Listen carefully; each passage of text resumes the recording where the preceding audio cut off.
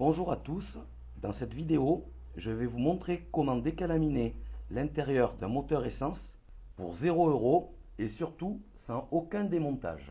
Ici, il s'agit d'un moteur de 4L.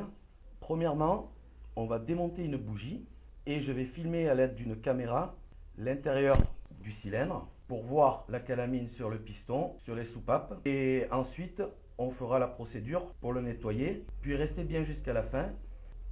Je vous montrerai le produit magique et surtout comment bien l'utiliser car il peut avoir casse de moteur. Bon, on va démonter la bougie. Alors déjà, qu'est-ce qu'on constate sur la bougie?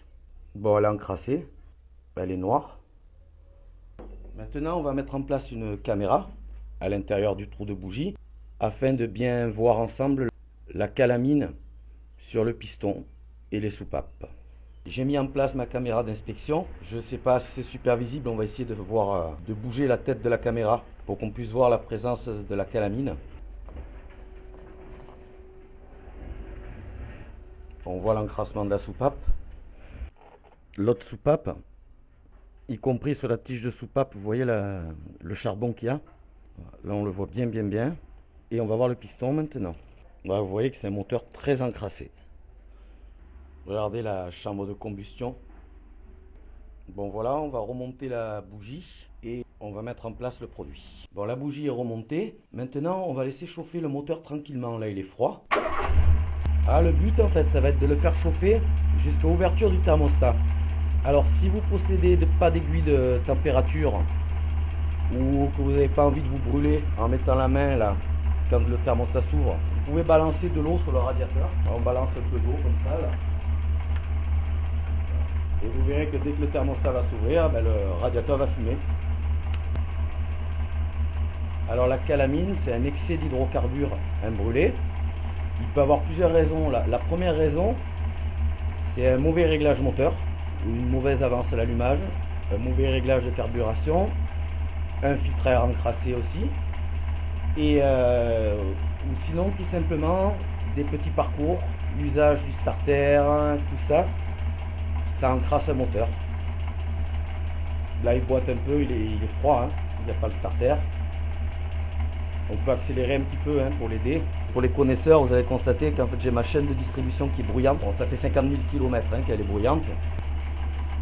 Là vous voyez comment ça chauffer, le ralenti devient plus régulier et il monte un petit peu. Comme je vous dis, on attend que le thermostat s'ouvre pour être sûr qu'il est à bonne température. Voilà, là on voit bien la fumée. On attend un petit peu pour être sûr qu'il soit bien chaud. Ensuite, on va démonter juste la coiffe de filtre à air. On aperçoit le minuscule trou du carburateur. Là, c'est un Solex 28. Et maintenant, ce qu'il va falloir faire, c'est la mettre régime accéléré. Donc, ou vous accélérez à la main, ou ensuite, je peux vous aider. Là, moi j'ai une petite canne bien pratique qu'on cale sur le volant et l'accélérateur ou sur les freins quand je purge tout seul les freins. Et là, ce que je vais faire, je vais monter mon ralenti en comptant le nombre de tours pour la remettre à la même valeur. Alors, la vis de ralenti sur le Solex, elle se situe là. Elle est super bien accessible. Voilà, je vais compter pour la remettre exactement au même point parce qu'elle tombe bien. Un demi-tour. Un tour.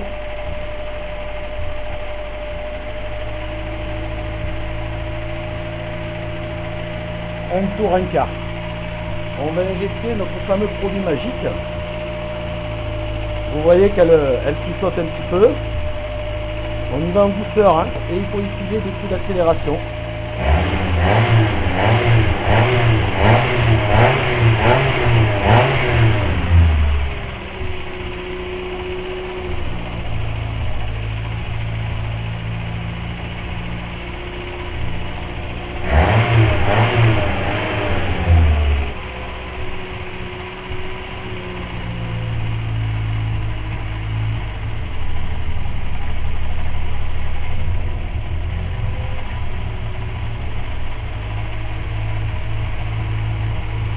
Alors derrière ça fume, ça sent mauvais, donc on essaye de faire ça dans un milieu aéré. Et le fait que ça fume, que ça sent mauvais, c'est bon signe, c'est que le moteur est en train de s'auto-nettoyer.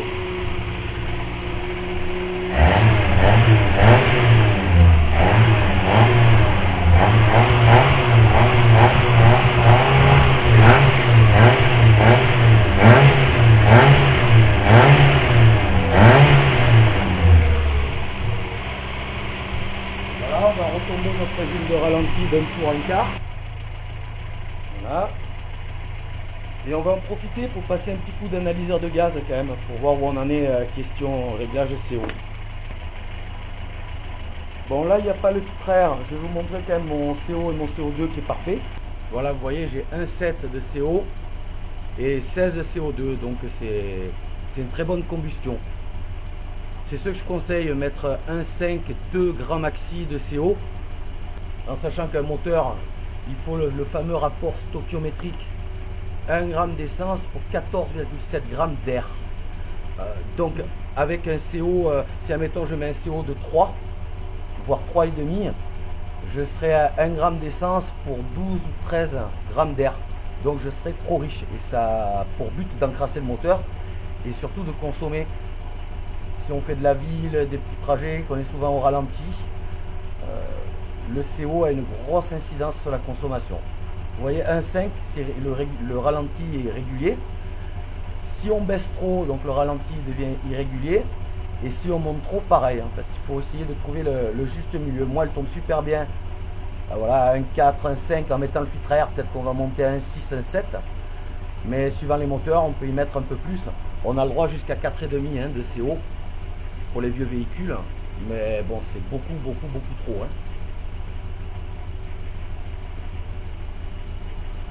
Donc voilà, bon bah écoutez, je vais l'éteindre et on va constater si le produit nous a fait des merveilles. Donc j'ai laissé un petit peu refroidir, mais le moteur est encore chaud. On va redémonter notre bougie. Alors déjà, on va voir si ça a marché sur la bougie qui était noire, qui était encrassée. Bon, je prends un chiffon, c'est encore chaud. Voilà, regardez. La bougie est beaucoup plus belle. Et maintenant, on va recaler la caméra et voir à l'intérieur. Et ce que je ferai, je mettrai la 4e pour tourner le moteur pour voir bien le piston. Bon, regardez, il n'y a pas photo. Alors déjà, on peut voir le piston. Il y a encore de la calamine, mais le noir, le huileux est parti. On va essayer de voir si on peut voir les soupapes.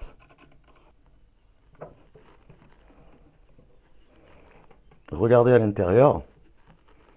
Bon, il y a toujours un dépôt blanc sur les soupapes. Ça, même une fois déculassé avec le touret, c'est très dur à l'enlever. Mais vous voyez bien que le moteur, il n'y a plus d'huile, il n'y a plus de calamine huileuse. Il y a encore des résidus, on aurait pu insister un peu plus. Je vais essayer de tourner le moteur, qu'on voie bien les tiges de soupape avec de l'huile. Donc là, je mets ma 4e. Je vais tourner mon moteur à la roue, voir si on voit un petit peu mieux l'intérieur. Voilà, vous voyez, il y a une soupape qui s'ouvre. Voilà, regardez comme c'est nickel. Regardez la soupape. Regardez le guide de soupape comme il est propre. Et en insistant, on aurait pu mieux faire. On va voir un petit peu de l'autre côté si on peut. La caméra, après, elle grossit beaucoup. Vous voyez les portées des sièges? Comme ils sont revenus propres. Et le piston qui arrive, regardez.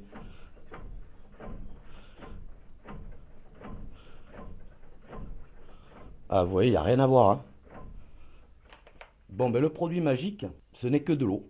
Il y a encore mieux le liquide de refroidissement, fait encore mieux. Et après, il y a le liquide de frein, c'est encore plus violent. Mais le problème avec le liquide de frein, il faut vidanger tout de suite après avoir fait le traitement. Et l'eau améliore la combustion, c'était déjà utilisé à l'époque. Sur les avions de chasse allemands de la Seconde Guerre mondiale, ils boostaient leur moteur avec une injection d'eau. et gagner beaucoup de chevaux. Alors par contre, il faut faire super attention car l'eau n'est pas compressible. Si on met trop d'eau, le piston va monter et vous allez tordre une bielle. Donc il n'y a plus de moteur. Donc là, voilà, vraiment, il faut prendre les précautions d'y aller doucement. On n'en met pas avec un verre, hein. On y met, je vous dis, avec un spray ou une petite burette. Si vous voulez encore plus de résultats, ben, il faut le faire plus longtemps. Moi, j'ai découvert cette méthode il y a une trentaine d'années lors du déculassage d'un moteur. J'ai constaté sur ce moteur qui avait joué une culasse cassée, le cylindre où il y avait du liquide de refroidissement était nickel.